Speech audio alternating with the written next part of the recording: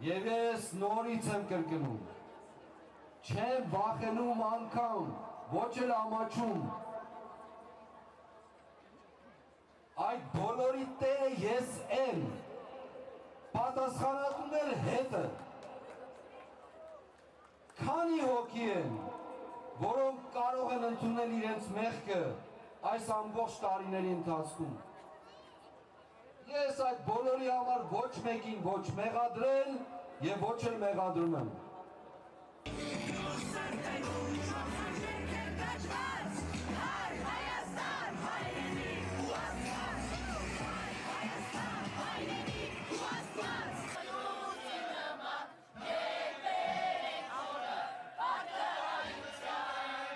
Greetings, Hairenik. We're here at a protest of Azerbaijan movement, where thousands of citizens have heeded the call and have gathered at the public square demanding the resignation of Prime Minister Pashinyan. Among the protesters today is Samvel Vardanyan, known to the public for the bus case, who was arrested and beaten by the police for merely publicly shaming one of the civil contract MPs. Samvel, what brings you here? Why are you here today? And what can you tell us about your case? Well, this is just a part, just an episode from my struggle. This is not my first protest. This is not the first year I'm protesting. This is the fourth year and yet no success, unfortunately. But be it the Azerbaijan movement or other movement, if there is a movement, if there are people gathering, trying to understand how to get rid of this prisoners regime, I'll be there. That's what brings me here, and I know a lot of people who are right people, who are honest people, who care for our own land. And we meet here, we discuss the situation, we get angry together, we try to find solutions. That's what brings me here. What should the diaspora know about the state of Armenia today and about these ongoing political processes?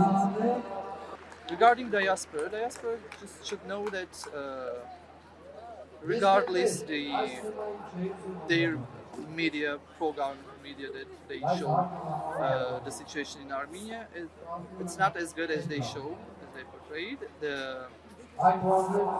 On a daily basis, a state treason is happening in Armenia. They are handing over territories. They don't care for the soldiers on the border. I mean, a lot of things, and Armenia is in a very, very bad situation, to put it mildly. And Armenia needs everyone, every single Armenian, be it inside Armenia, be it in the diaspora.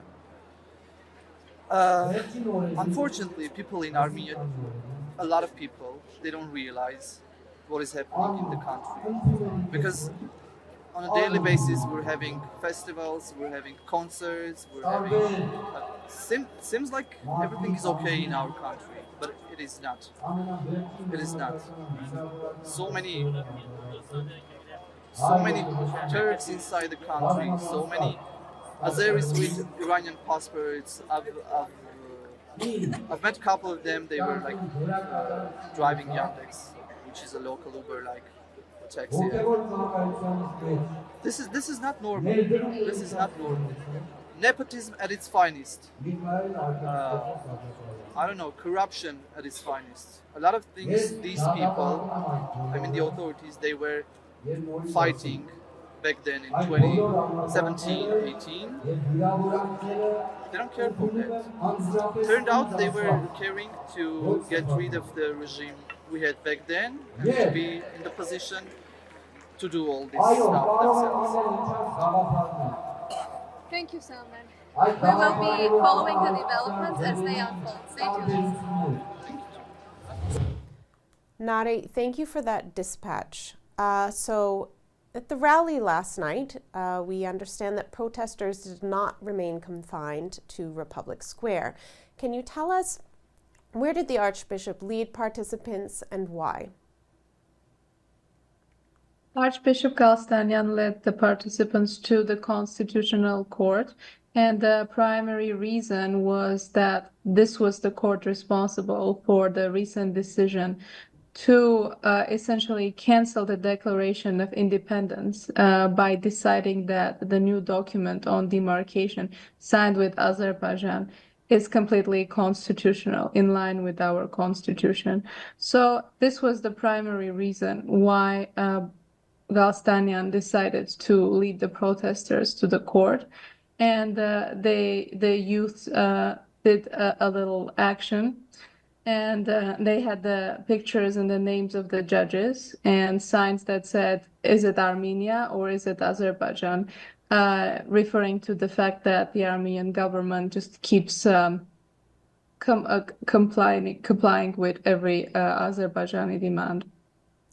Right. I noticed that with the signs, so basically calling out each judge on this constitutional court by name. Now, before the rally, I understand there was a warning from Armenia's National Security Service. What did they warn about? There was a whole list of different crimes that they warned about. It was not only the NSS, but also the Ministry of Inner Affairs. And they released a statement calling the protesters to refrain from uses of violence, from trying to seize the government, all this whole hefty list of things.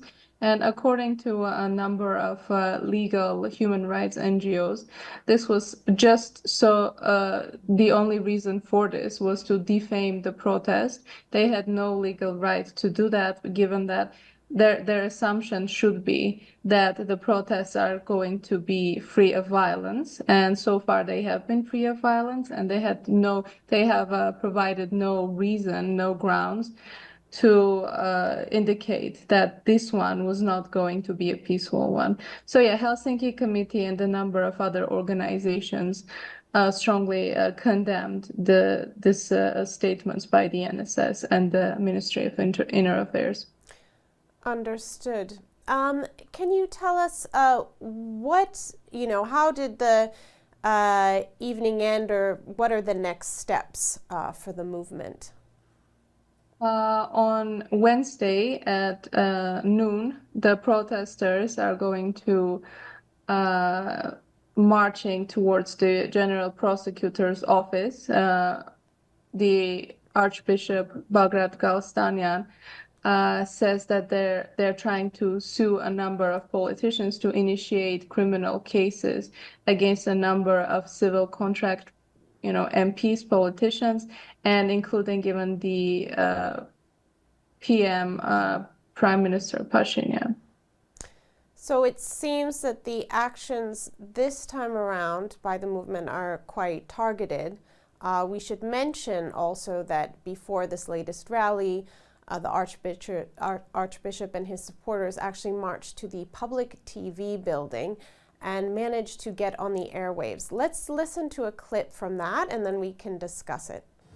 Մենք ապրում ենք այնպիսի ծայրահեղ կացության մեջ, որտեղ այսօրվա իշխանությունը եւ նրա գլխավորը պարզապես ամենօրյա զիջումների մեջ է գտնվում մեր թշնամիների դիմաց։ Շարժումը սկսել է սահմանազատում, սահմանագծում կոչված ապօրինի գործընթացով Կիրանց ոսկեպար Բաղանից Տավուշի շրջանում, եւ այդ ամբողջ գործընթացը, ապօրինի գործընթացը մեզ բերել է հասցրել այն կետին, որ մենք պարզապես այս պայքարի միջոցով կոչված ենք հեռացնելու այս իշխանությանը։ Մենք այլընտրանք չունենք, քան հաղթանակը, որովհետեւ այս իշխանությունը եւ նրա ղեկավարը ուղղակիորեն սպառել են բոլոր հնարավորությունները, բոլոր անխտիր հնարավորությունները, դառնալով ապօրինի, շեղվելով այն ընդունած ծրագրերից, կառավարության ծրագրերից, որոնցով նա ընտրվել է։ Nare, why don't you just recap that first? What was the message of the Archbishop to the public? His message was that Pashinyan's government has become illegal by refusing to comply with the very program that they set out when they were elected in 2021. They have deviated from this program and they have exhausted all other possibilities. So the removal of this government has no alternative. So the struggle will have to continue until that point. So this was a call to the nation. And also he mentioned the concessions, the endless everyday concessions that this government makes. And it's also very important, the platform, because I was just going before to ask you, what is the significance of getting on public TV in Armenia these days? the public TV is, as Bagrat Gastayan called it, the main propaganda outlet, this den of lies, as he said, that only is in defense of the current regime. For example, Ivan Petros Khazarian, one of the main government propagandists, he is married to the Minister of Education. There is a conflict of interest there, but nobody seems to be paying much attention to this. And this is just one example. The coverage is very biased. And he just felt like the protests were not getting enough attention from these outlets. And especially in the villages and in the regions, the coverage of alternatives has been severely limited by civil contract. So it was very important for him to claim this platform and make his speech and address his nation from this platform. Understood. So while protesters are gearing up to march to the prosecutor's office on Wednesday, the Prime Minister is traveling. Nare, where is Prime Minister Pashinyan off to right now and for what purpose? He is in Moscow now because there's going to be the CIS summit on October 8th, tomorrow. And Ararat Mirzoyan, the Minister of Foreign Affairs, is also in Moscow. He took part in the Council of Foreign Ministers. And today is also Vladimir Putin's birthday. But yes, he's going to be working today. Indeed, as we know, there's a planned meeting between Pashinyan and the Azeri president, Ilham Aliyev, that is being, I guess, facilitated by President Putin in Moscow, which seems to be the main reason why Pashinyan went. As I understand, Nare, there were two key documents that the Armenian government announced today that they did not sign during the summit. What were those, and how characteristic is this? Yes, at the Council of Foreign Ministers, there were two documents that Armenia refused to sign. One was on the security in the Eurasian space, and the other one was on the inadmissibility of unilateral measures in international relations. And this is, I think, a common thread with this government, that they will sometimes go attend these meetings with the Russian side. But when it comes down to it, for example, when the CSTO offered to send a mission to Armenia, in the end, Pashinyan made a show out of refusing to sign it. And so this is a common pattern that we see. Exactly. And, I think also we have seen that they will be very enthusiastic about anything involving money, because Armenia has only increased its trade with Russia since this government took office. However, anything related to Armenia's security, it seems there are, they don't want anything to do with, and Pashinyan is constantly speaking against the military alliance with Russia, but still sort of using this platform, it seems, to meet his Azeri counterpart, who, we might want to point this out also, has, since Pashinyan recognized Nagorno-Karabakh, Artsakh, as Azerbaijan in Europe, Aliyev has seen no no value in going and meeting Pashinyan in the Western platforms anymore, it seems. Yes, it appears like for Aliyev, these Western platforms, especially Belgium, EU, they have exhausted their usefulness, and now he is back to the East. He's just picking and choosing based on whichever platform benefits him most. Indeed. Thank you so much, Nare, and we will be keeping up with developments as they proceed. Thanks. Hello, everyone, and now we have with us Ara Chalian. He's an MD taking time from his busy schedule, and he is actually chair of the ANCA's Eastern Region Board, and he is just back from the recent advocacy days in Washington, D.C. Ara, welcome to the show. Please tell us, what was the main impetus for this latest advocacy push? Good morning, Allison. It's a pleasure to be with you. The ANCA Eastern Region, working closely with the DC office and the Western Region, felt it was important to have our issues presented to our congressional representatives and ultimately to our presidential candidates before the election. Our timing was chosen specifically because it matched with our anniversary for one of the final pushes to eradicate the Armenian presence from Artsakh, part of the humanitarian and cultural genocide that has taken place in Artsakh.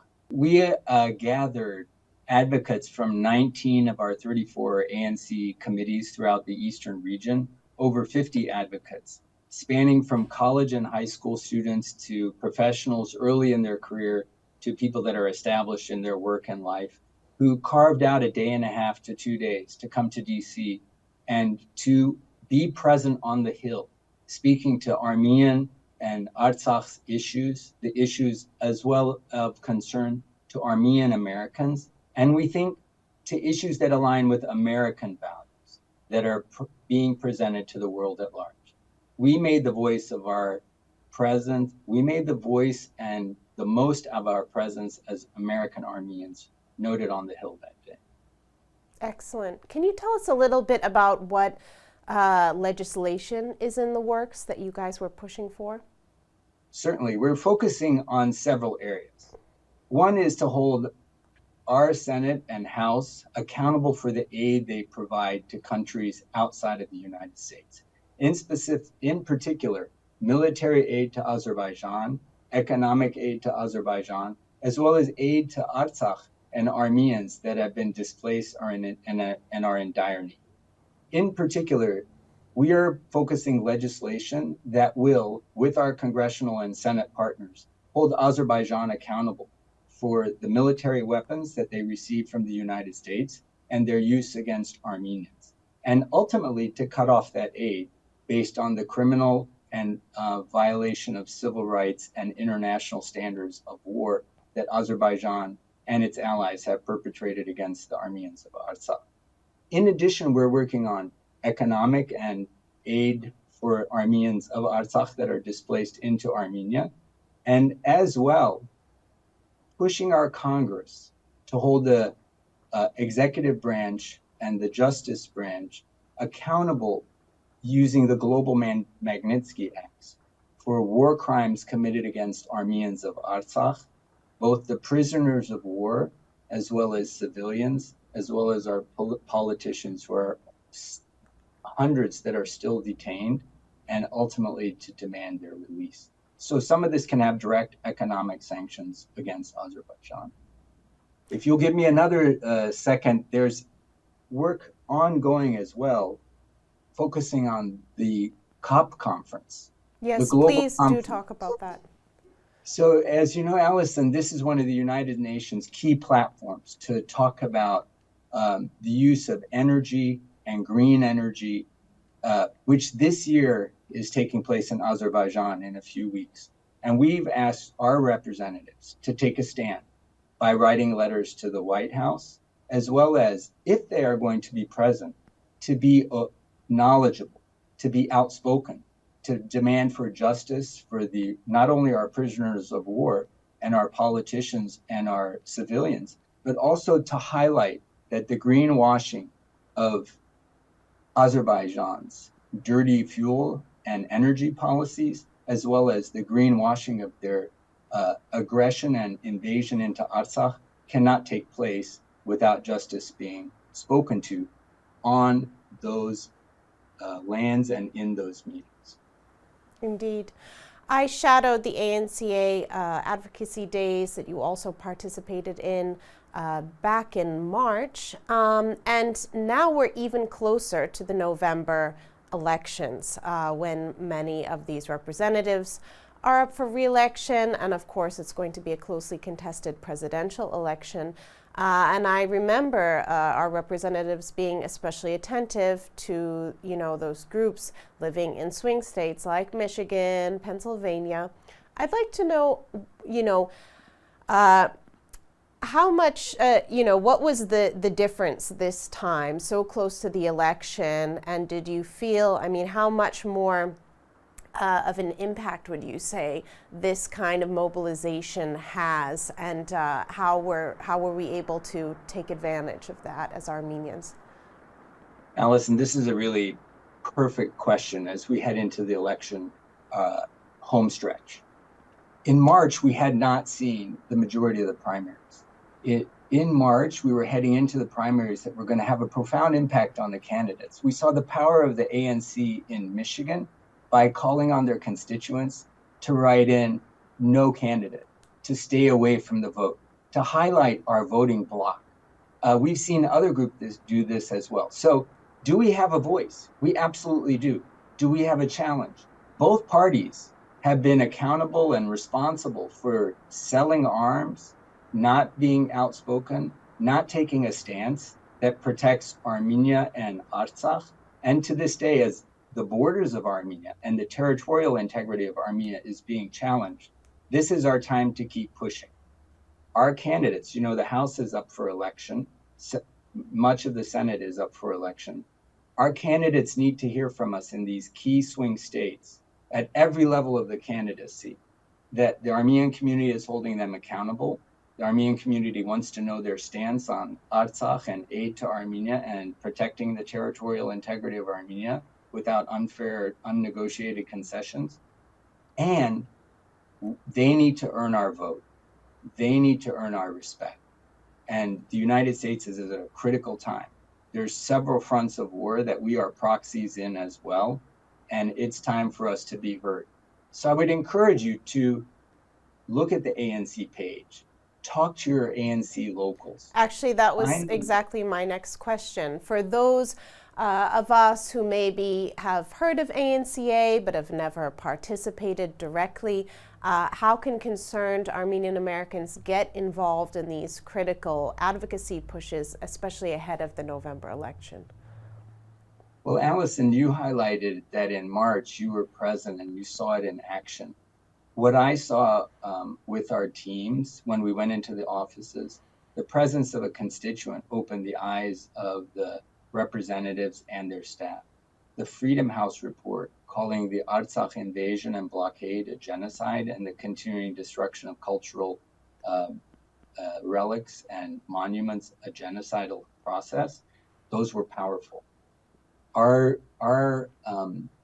presence and our voice with the offices is very important. As the video shows, we have members who were being spoken to in the hallways and in the offices, and this had impact. If you call the office, that voice, your comments are recorded, and that makes an impact. Understood. Thank you so much for your time. And we'll be sure to stay up to date on all of the ANCA's activities, especially in the run-up to this critical election. Thank you, Alison. As you know, as our audience knows, you can follow us on all the standard social media platforms, whether it's the ANCA or our regional work. And Alison, thank you for inviting me and our team to present some of the work we've done. And we appreciate your support and presence through Hairenik Media. Of course. Thank you so much. Have a great day. You as well. Thank you all for joining us on Hairenik this week. Be sure to subscribe to us on YouTube and sign up for notifications. It's at Hairenik, as well as on Facebook, Instagram, and X. And we will see you next week.